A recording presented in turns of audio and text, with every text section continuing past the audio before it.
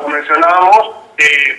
habíamos hecho una muy breve presentación a la Comisión Interamericana, que es uno de los dos órganos del sistema interamericano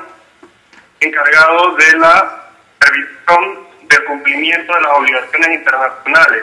de los Estados miembros de la OEA en materia de derechos humanos, lo cual incluye, por supuesto, las obligaciones internacionales de los Estados en relación con en este sentido, la Comisión Interamericana de los primeros años de su trabajo ha venido refiriendo sistemáticamente las situaciones de perspectivas de las Américas desde la década de los años 70, informes de Cuba, República Dominicana,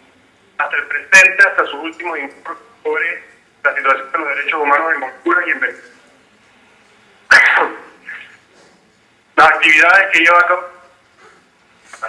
van desde lo puramente referido al mandato de monitoreo, o por ejemplo las visitas de trabajo, las visitas indoctas a países, las audiencias temáticas, hasta todas aquellas actividades propias del mandato contencioso de la Comisión Interamericana relativas al estudio de casos, peticiones y de medidas cautelares, así como también de la interposición y trámite de medidas provisionales ante la Corte Interamericana y del caso propiamente ante la Corte Interamericana. Volviendo al tema de la responsabilidad estatal, el artículo que contiene los fundamentos de la responsabilidad internacional de los Estados en materia de derechos humanos es el artículo 1.1 de la Convención Americana. El artículo 1.1 establece que los Estados tienen dos obligaciones principales: una obligación de respeto de los derechos humanos y una obligación de garantía. La obligación de respetar implica que los Estados deben abstenerse de realizar todas aquellas acciones que constituyen interferencia en el goce de los derechos reconocidos en la Convención. El deber de garantizar, por su parte, implica que los Estados tienen la obligación de adoptar todas aquellas medidas jurídicas, administrativas, judiciales, de todo tipo, que sean necesarias para garantizar el pleno goce de los derechos humanos a toda persona sometida a su jurisdicción. Fundamentalmente, el deber de garantizar implica los siguientes aspectos: prevenir las violaciones a los derechos humanos, investigar las violaciones a los derechos humanos, sancionar a los responsables y reparar a las víctimas. Es decir, el deber de prevenir, investigar, sancionar y reparar. Estos deberes fundamentales son aplicables a todos los derechos humanos contenidos en la Convención Americana, sin discriminación alguna para todo tipo de personas. Sin embargo, con relación a las personas privadas de libertad, el Estado tiene un deber aún mayor, tiene un deber acentuado tanto de respeto como de garantía, particularmente con respecto al derecho a la integridad personal y al derecho a la vida, que son los dos derechos que de forma fundamental se encuentran en juego en situaciones de privación de libertad. En ese sentido, la Corte Interamericana de Derechos Humanos, la Comisión Interamericana de Derechos Humanos, han desarrollado la doctrina de la posición de garante del Estado. La doctrina de la posición de garante del Estado se empezó a desarrollar a partir del caso Neira Leguizamón, en la sentencia de la Corte Interamericana, en este caso de 1995. En esta oportunidad la Corte dice: en los términos del artículo 5.2 de la Convención, toda persona privada de libertad tiene derecho a vivir en condiciones de detención compatibles con su derecho a la vida y a la integridad personal. En consecuencia, el Estado, como responsable de los establecimientos de detención, es el garante de estos derechos.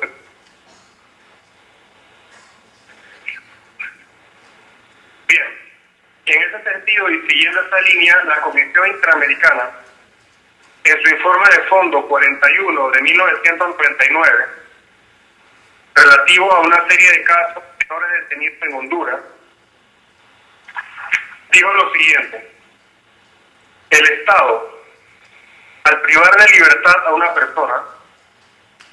se coloca en una especial carácter de su vida e integridad física. Al momento de detener a un individuo,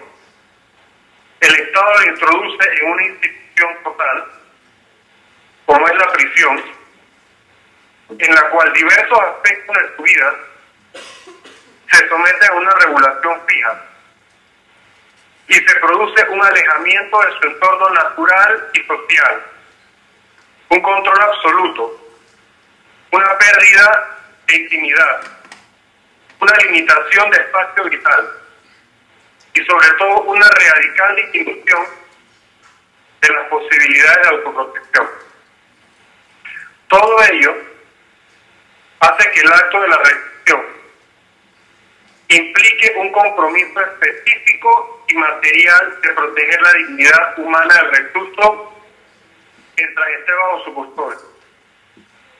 lo que incluye su protección frente a posibles circunstancias que puedan poner en peligro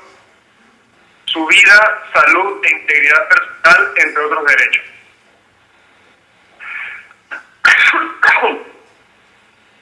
Perdonen. Asimismo, siguiendo con esta línea y en desarrollo de esta idea fundamental de la posición de garante del Estado frente a las personas privadas de libertad, la Corte Interamericana estableció, en el caso del Instituto de Reeducación del Menor contra Paraguay, la sentencia del 2 de septiembre del 2004, que ante esta relación, interacción especial de sujeción entre el interno y el Estado, este último debe asumir una serie de responsabilidades particulares y tomar diversas iniciativas especiales para garantizar a los reclusos las condiciones necesarias para desarrollar una vida digna y contribuir al goce efectivo de aquellos derechos que bajo ninguna circunstancia pueden restringirse, o de aquellos cuya restricción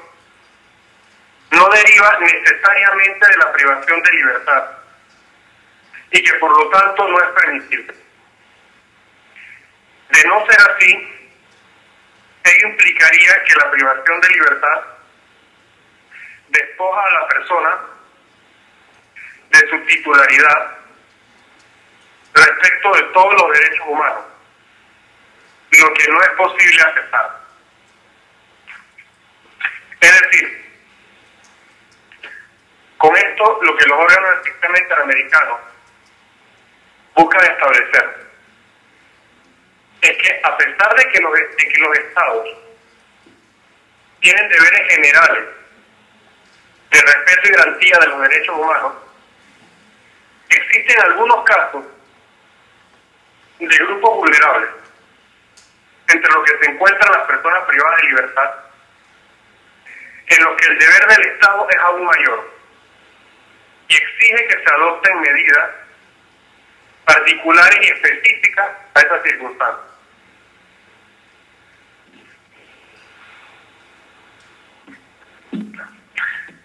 Bien. En el contexto, particularmente el contexto penitenciario, ¿cómo podrían interpretarse o mejor dicho, qué deberes específicos se derivarían de la privación de libertad? Por ejemplo, con respecto al deber de prevenir la comisión de violaciones a derechos humanos, los estados tienen la obligación de adoptar medidas concretas para prevenir, por ejemplo, la violencia intracarcelaria o la ocurrencia de eventos que pudiesen poner en peligro la vida de los internos, Por ejemplo, incendios. ¿Qué medidas particulares el Estado está obligado a implementar para prevenir la violencia carcelaria? Por ejemplo, mantener una adecuada separación de reclusos en atención a su situación procesal, nivel de agresividad, reincidencia, separación entre menores y adultos, entre hombres y mujeres, entre personas con distintos antecedentes penales. Tener suficientes agentes de seguridad interna dentro de las cárceles, debidamente capacitados, debidamente equipados, con un ordenamiento jurídico claro que defina sus funciones y la forma como hacen uso de la fuerza, de los medios letales, de los medios no letales de la fuerza, lo cual realmente debería ser ejercido especializada en trabajo en cárcel y no necesariamente por parte de agentes de la policía o del ejército. También el adecuado control de armas a los centros penales, el control del ingreso de efectos ilícitos que provoca también situaciones de violencia dentro de los centros penales, el reducir la población, la sobrepoblación o el hacinamiento en las cárceles, que también es un factor claro que eleva los índices de violencia en las cárceles, el asegurar la provisión de los medios mínimos básicos para la vida de los reclusos, el impulsar actividades educativas, laborales, recreativas, que canalicen las actividades y la vida de los reclusos. Todas estas son medidas que el Estado puede establecer, por ejemplo, para prevenir la ocurrencia de actos de violencia en las cárceles. Con respecto a la ocurrencia de situaciones que ponen en peligro la vida de los internos, que es algo que ocurre con demasiada frecuencia en los países de la región, como son los incendios. Los estados deben establecer mecanismos de alerta temprana, capacitar a los funcionarios que trabajan en las prisiones, tanto los agentes de seguridad como los administrativos y los demás, y el resto del personal penitenciario, para reaccionar en este tipo de situaciones. Debe tener extinguidores, planes de contingencia. Es decir, hasta cierto punto es imposible